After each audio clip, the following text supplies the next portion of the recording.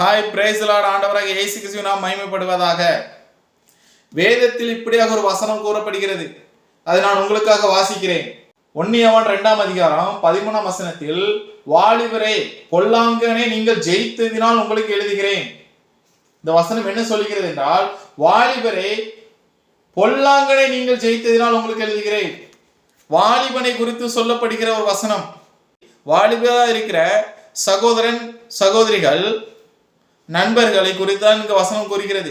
நீங்கள் பொல்லாங்கனை ஜெயித்ததினால் உங்களுக்கு எழுதுகிறேன் சொல்லப்படுகிறது. இந்த வேத புஸ்தகம் ஜெயித்தவர்களை பற்றி கூறப்படுகிறது. ஜெயம் பெற்றவர்களை பற்றி தான் இங்கு எழுதப்பட்டிருக்கிறது. யாரை ஜெயித்தார்களா? வாலிபர்கள் பொல்லாங்கனை ஜெயித்தார்களாம். பொல்லாங்கனை என்ற உடனே நீங்கள் சாத்தான், பிசாசு, பேய் என்று நினைக்க கூடாது. பொல்லாங்காய் தோன்றுகிற அனைத்து காரியங்களும், நம்மை அடிமைப்படுத்தி வைக்கிற அனைத்து காரியங்களும் பொல்லாங்கன் தான். அதை ஜெயித்ததினால் உங்களுக்கு எழுதுகிறேன் என்று வசனம் கூறுகிறது. இந்த வேதம் ஜெயித்தவர்களை பற்றி கூறப்படுகிற வேதம். ஜெயம் பெற வேண்டும் என்றால் அதற்கு வழியை காட்டுகிறது. நாம் ஜெயம் பெறுவதற்கான வழியையும் இது காட்டுகிறது. இந்த வேதம் ஜெயம் பெறுவதற்கான வழியை காட்டுகிறது. ஜெயம் பெற்றவர்களை குறித்து இங்கு கூறப்படுகிறது. இதை கேட்டுக்கொண்டிருக்கிறேன் வாலிபனே, வாலிப சகோதரியே, என் நண்பர்களே, நீங்கள் பொல்லாங்கனை ஜெயித்து விட்டீர்களா? பொல்லாங்காய் தோன்றுகிற அனைத்து காரியங்களையும் நீங்கள் ஜெயித்து விட்டீர்களா என்று நீங்கள் சிந்தித்து பாருங்கள். ஜெயித்து விட்டோம் என்று நாம் கூறிக்கொள்கிறோம். ஒரு பைக் எடுத்தது நிமித்தம் அதை வீடியோ போட்டு நாம் ஜெயித்து விட்டோமாரா, ஒரு வீடியோ கட்டி நிமித்தம் நாம் ஜெயித்து விட்டோமாரா, ஒரு காரை எடுத்தது நிமித்தம் நாம் ஜெயித்து விட்டோமாராம் என்று வீடியோ போடுகிறோம். இது ஜெயம் அல்ல என் சகோதரனே, என் சகோதரியே, என் நண்பர்களே, இது ஜெயம் அல்ல. பொல்லாங்கனை ஒருவன் ஜெயிக்கிறானா அவன் தான் ஜெயம் பெற்றவன். பொல்லாங்காய் தோன்றுகிற அனைத்து காரியங்களையும் ஒரு வாலிபன், ஒரு வாலிப சகோதரி, ஒரு நண்பர்கள் ஜெயிக்கிறார்களா, அதுதான் உண்மையான ஜெயம். நம்மளால் ஒரு சின்ன பீடி துண்டை நம்மளால் ஜெயிக்க முடியவில்லை. இவ்வளவுதான் இருக்குது, மது, லிக்விடு, அதை நாம் ஜெயிக்க முடியவில்லை. இன்று நம்முடைய வாலிபர்கள், வாலிப சகோதரிகள் ஒரு ஊசி என்கிற மது போதையை போட்டுக்கொண்டு அதை ஜெயிக்க முடியவில்லை. அதுக்கு அடிமையாக இருக்கிறார்கள். இருக்கிற ஒரு போதை வஸ்தை போட்டுக்கொண்டு அதை ஜெயிக்க முடியாமல் சூசைட் அட்டெண்ட் பண்ணி கொள்கிறார்கள். இன்று எத்தனையோ சம்பவங்களை நாம் பார்க்கிறோம்.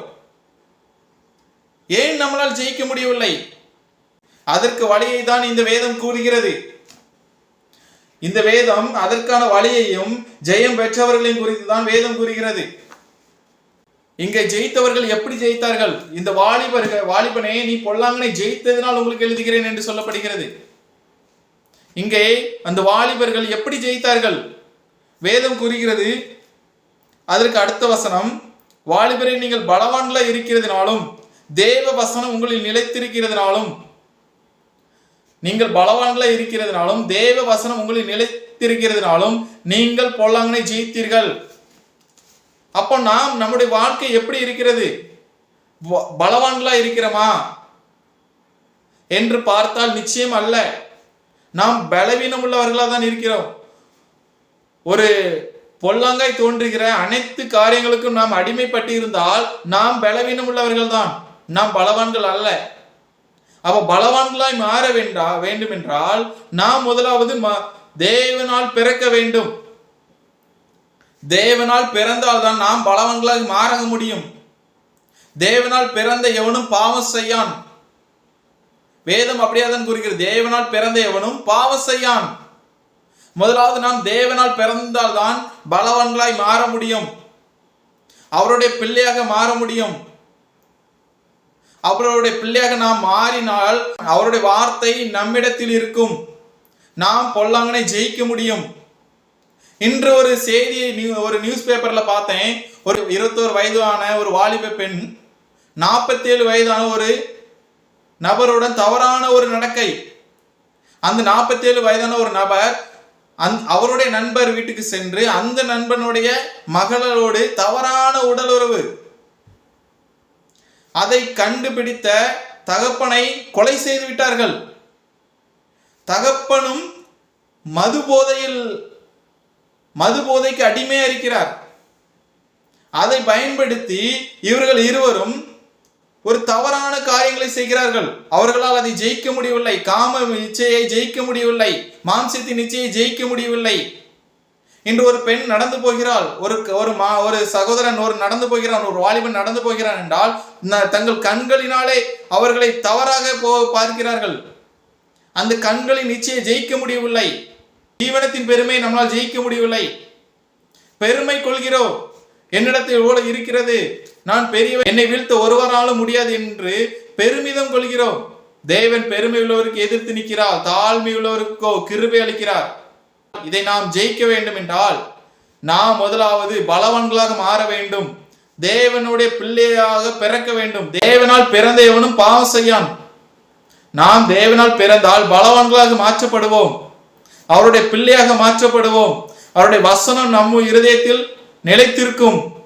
அவர் நம்மிலும் நாம் அவரும் நிலைத்திருந்தால் மிகுந்த கனிகளை கொடுப்போம். ஆட்டுக்குட்டியானவருடைய இரத்தத்தினாலும் அவருடைய வசனத்தினாலும் ஜெயித்தார்களாம்.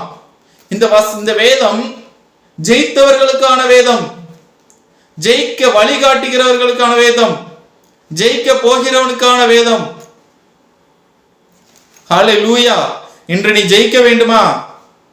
என் வாலிபனே, என் வாலிப சகோதரியே, என் நண்பர்களே, நீங்கள் பொல்லாங்கனை ஜெயிக்க வேண்டுமா? பொல்லாப்பாய் தோன்றுகிற அனைத்து அடிமை காரியத்திலிருந்தும், காம விகாரத்திலிருந்தும், மாம்சத்தின் இச்சையிலிருந்தும், கண்களின் இச்சையிலிருந்தும், ஜீவனத்தின் பெருமையிலிருந்தும் நீங்கள் ஜெயிக்க வேண்டுமா? முதலாவது நீங்கள் தேவனால் பிறக்க வேண்டும், அவருடைய பிள்ளையாக மாற வேண்டும், அவருடைய வசனம் உங்களில் நிலைத்திருக்க வேண்டும், நீங்கள் பலவான்களாக மாற வேண்டும். அப்போதுதான் நீங்கள் உலகத்தை ஜெயிக்க முடியும், இந்த உலகத்தில் உள்ள பாவத்தை ஜெயிக்க முடியும். அதற்கு நாம் என்ன செய்ய வேண்டும்? ஆண்டவராக இயேசு கிறிஸ்துவின் நாமத்தின் மீது விசுவாசம் வைத்து அவருடைய இரத்தத்தால் கழுவப்பட வேண்டும். அப்படி கழுவப்பட்டால் தான் நாம் தேவனால் பிறக்க முடியும். தேவனால் பிறந்த எவனும் பாவம் செய்யான். என் வாலிபரே, என் வாலிப சகோதரியே, என் நண்பர்களே, நீங்கள் இன்று ஜெயிக்க விரும்புகிறீர்களா? ஆண்டவராக இயேசு கிறிஸ்துவின் நாமத்தின் மேல் விசுவாசம் வைத்து அவருடைய இரத்தத்தால் கழுவப்படுங்கள். என் பாவத்தை மன்னியும் ஆண்டவரே என்று கூறுங்கள். அவர் உங்கள் பாவத்தை மன்னிக்க தயாராக இருக்கிறார். நீங்கள் ஜெயிக்க முடியும். இந்த உலகத்தில் இருக்கிற அனைத்து பாவங்களையும் பொல்லாங்கனையும் ஜெயிக்க வேண்டும் என்றால் அவர் ஒருவரே வழி, அவர் ஒருவரே சத்தியம், அவர் ஒருவரே ஜீவன். அவரே உங்களுக்கு ஜீவன் கொடுக்கிறவர். மரித்து கிடக்கிற என் நண்பனே, மரித்து கிடக்கிற என் வாலிப சகோதரியே, மரித்து கிடக்கிற என் வாலிபனே, நீ ஜெயிக்க வேண்டுமா? நீ எழும்ப வேண்டுமா? நீ முதலாவது ஆண்டவரிடத்தில் உன்னை ஒப்புக்கொடு. நீ ஜெயிக்க முடியும். உலகத்தில் இருக்கிற வண்டி வாங்கினேன், நான் கார் எடுத்தேன், நான் வீடு கட்டினேன், இது ஜெயம் அல்ல. பொல்லாங்கனை ஒருவன் ஜெயிக்கிறானே, அதுதான் உண்மையான ஜெயம். என்னையும் ஆண்டவர் ஜெயிக்க வைத்தார். ஹல்லேலூயா. Thank you. God bless you.